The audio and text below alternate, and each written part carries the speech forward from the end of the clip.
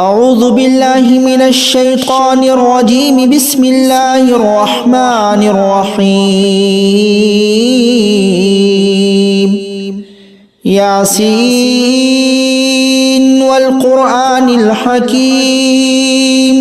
إنك لمن المرسلين على صراط مستقيم تنزيل العزيز الرحيم لتنذر قوما ما أنذر آباؤهم فهم غافلون لقد حق القول على أكثرهم فهم لا يؤمنون إنا جعلنا في أعناقهم أغلالا فهي إلى الأذقان فهم مقمحون وجعلنا من بين أيديهم سدا ومن خلفهم سدا فأغشيناهم فهم لا يبصرون وسواء عليهم أنذرتهم أم لم تنذرهم لا يؤمنون إنما تنذر من اتبع الذكر وخشي الرحمن بالغيب فبشره بمغفرة وأجر كريم إنا نحن نحيي الموتى ونكتب ما قدموا وآثارهم وكل شيء أحصيناه في إمام مبين واضرب لهم مثلا أصحاب القرية إذ جاءها المرسلون إذ أرسلنا إليهم اثنين فكذبوهما فعززنا بثالث فقالوا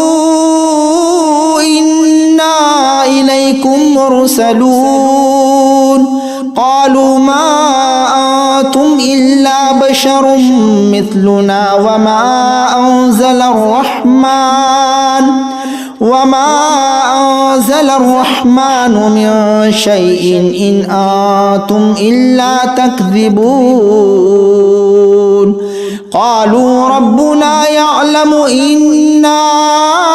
إليكم لمرسلون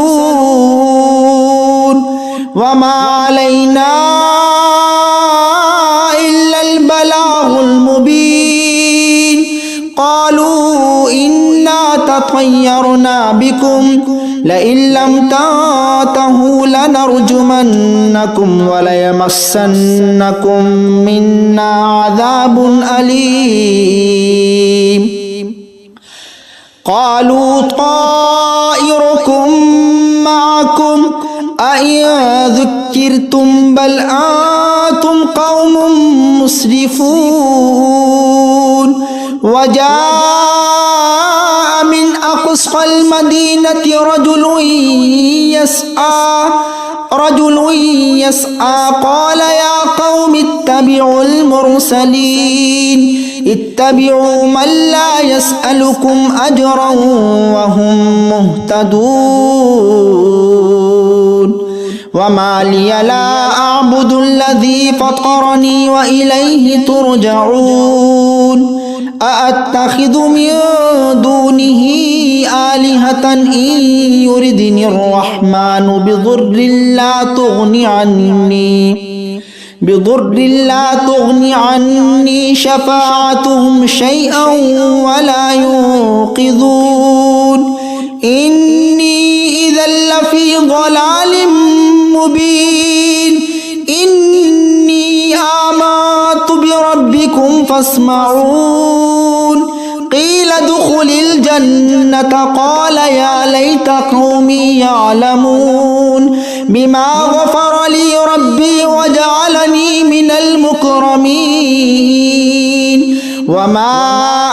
أنزلنا على قومه من بعده من جود من السماء وما كنا منزلين إن كانت إلا صيحة واحدة فإذا هم خامدون يا حسرة على العباد ما يأتيهم من رسول إلا كانوا به يستهزئون ألم يروا كم أهلكنا قبلهم من القرون أنهم إليه لا يرجعون وإن كل لما جميع لدينا محضرون وآية لهم الأرض الميتة أحييناها وأخرجنا منها حبا فمنه يأكلون وجعلنا فيها جنات من نخيل وأعناب وفجرنا فيها من العيون ليأكلوا من ثمره وما عملته أيديهم أفلا يشكرون سبحان الذي خلق الأزواج كلها مما تنبت الأرض ومن أنفسهم ومما لا يعلمون وآية لهم الليل نسلخ منه النهار فإذا هم مظلمون والشمس تجري لمستقر لها ذلك تقدير العزيز العليم والقمر قدرناه منازل حتى عاد كالعرجون القديم لا الشمس ينبغي لها أن تدرك القمر ولا الليل سابق النهار وكل في فلك يسبحون وآية لهم أنا حملنا ذريتهم في الفلك المشحون وخلقنا لهم من مثله ما يركبون وإن نشأ نغرقهم فلا صريخ لهم ولا هم ينقذون إلا رحمة منا ومتاعا إلى حين وإذا قيل لهم اتقوا ما بين أيديكم وما خلفكم لعلكم ترحمون وما تأتيهم من آية من آيات ربهم إلا كانوا عنها معرضين وإذا قيل لهم أنفقوا مما رزقكم الله قال الذين كفروا للذين آمنوا أنطعم من لو يشاء الله أطعمه إن أنتم إلا في ضلال مبين ويقولون متى هذا الوعد إن كنتم صادقين ما ينظرون إلا صيحة واحدة تأخذهم وهم يخصمون فلا يستطيعون توصية ولا إلى أهلهم يرجعون ونفخ في الصور فإذا هم من الأجداث إلى ربهم ينسلون قالوا يا ويلنا من بعثنا من مرقدنا هذا ما وعد الرحمن وصدق المرسلون إن كانت إلا صيحة واحدة فإذا هم جميع لدينا محضرون فاليوم لا تظلم نفس شيئا ولا تجزون إلا ما كنتم تعملون إن أصحاب الجنة اليوم في شغل فاكهون هم وأزواجهم في ظلال على الأرائك متكئون لهم فيها فاكهة ولهم ما يدعون سلام قولا من رب رحيم وامتازوا المجرمون ألم أعهد إليكم يا بني آدم ألا تعبدوا الشيطان إنه لكم عدو مبين وأن اعبدوني هذا صراط مستقيم ولقد أضل منكم جبلا كثيرا أفلم تكونوا تعقلون هذه جهنم التي كنتم توعدون اصلوها اليوم بما كنتم تكفرون اليوم نختم على أفواههم وتكلمنا أيديهم وتشهدهم أرجلهم بما كانوا يكسبون ولو نشاء لطمسنا على أعينهم فاستبقوا الصراط فأنى يبصرون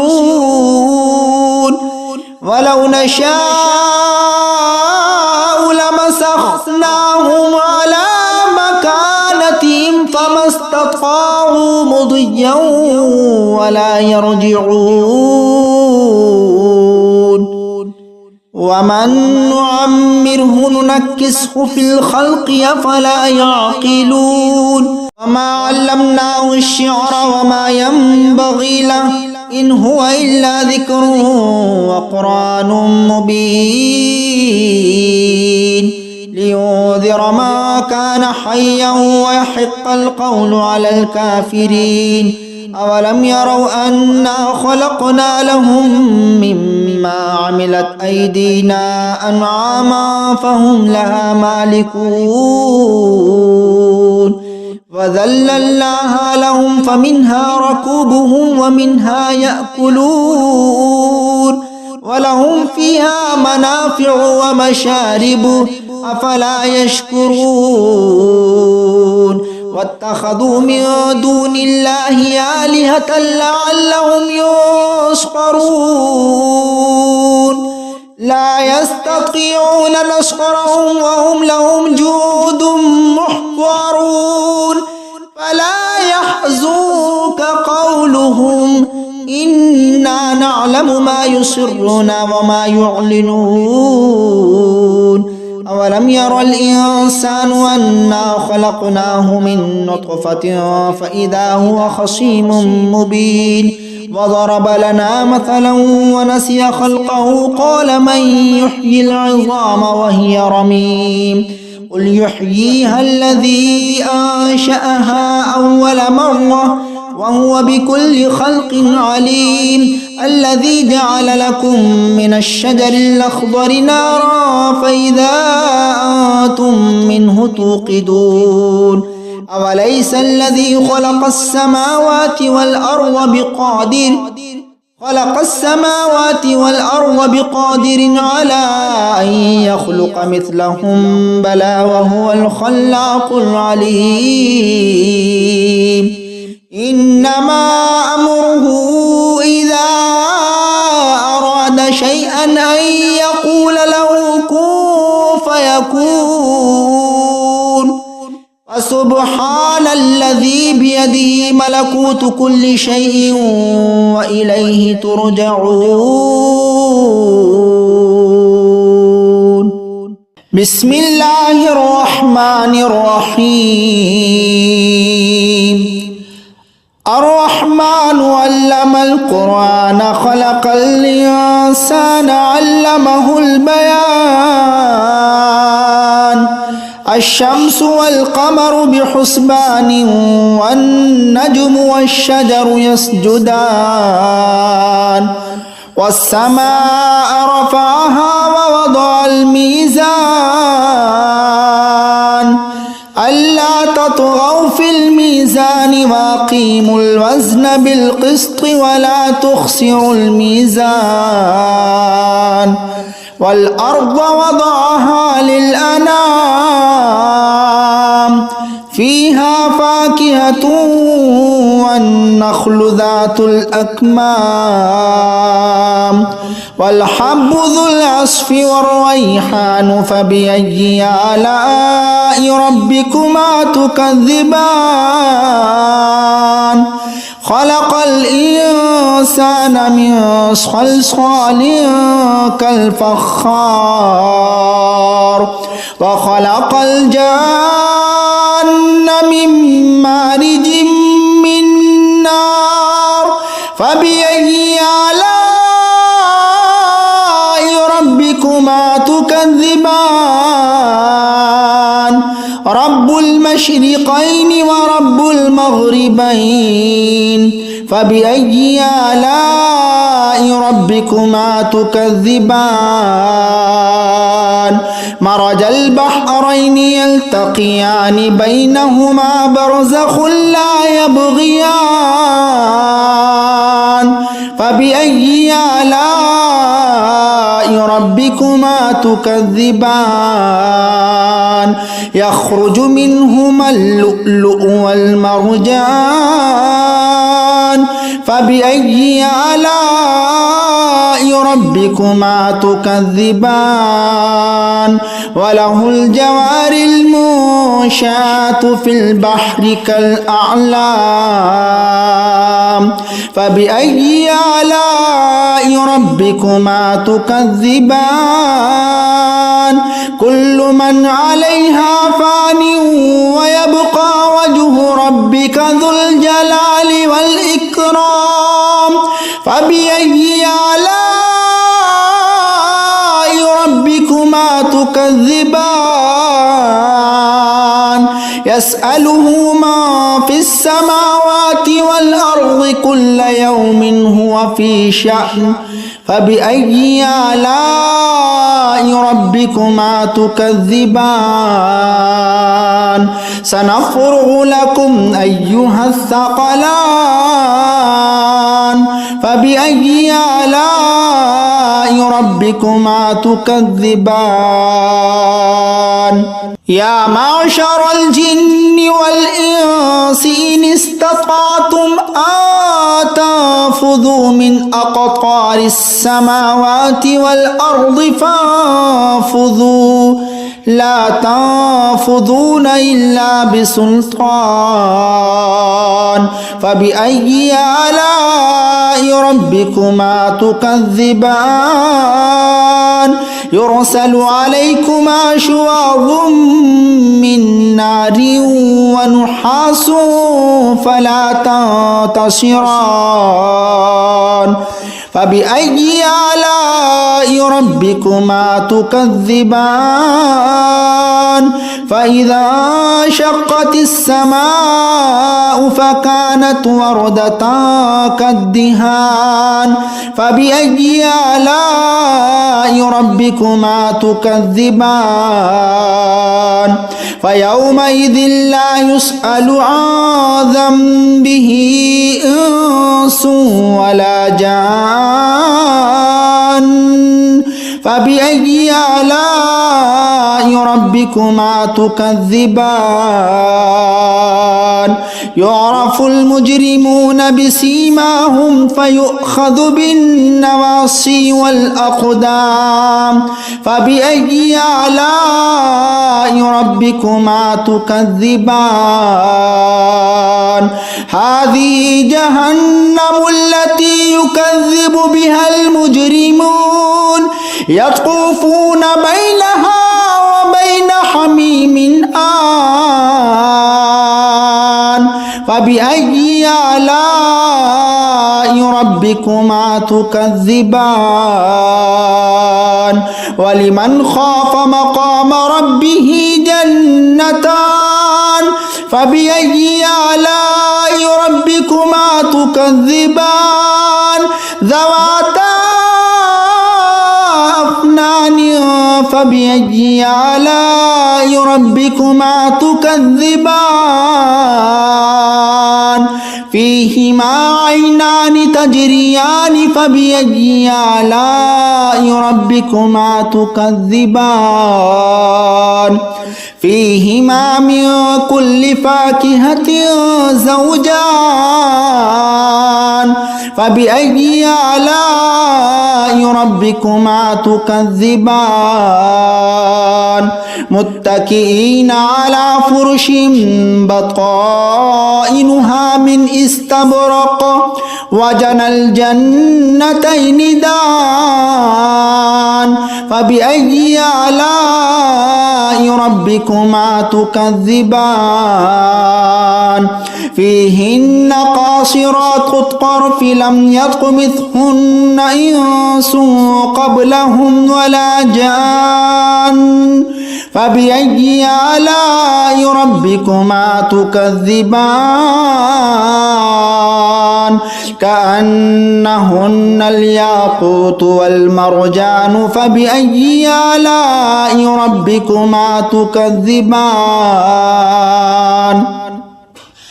هل جزاء الإحسان إلا الإحسان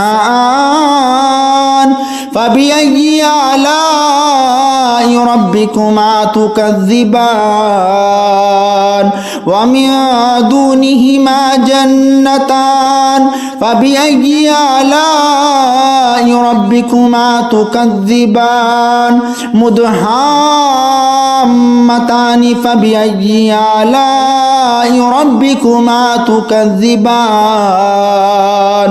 فيهما عينان نضاختان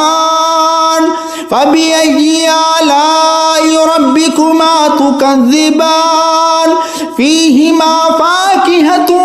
ونخل ورمان فبأي آلاء ربكما تكذبان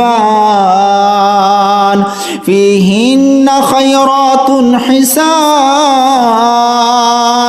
فبأي آلاء ربكما تكذبان حور مقصورات في الخيام فبأي آلاء ربكما تكذبان لم يطمثهن إنس قبلهم ولا جان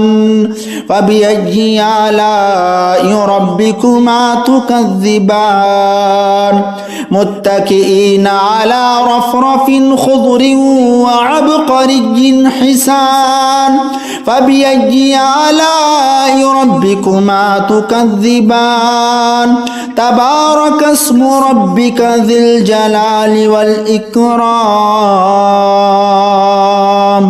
بسم الله الرحمن الرحيم تبارك الذي بيده الملك وهو على كل شيء قدير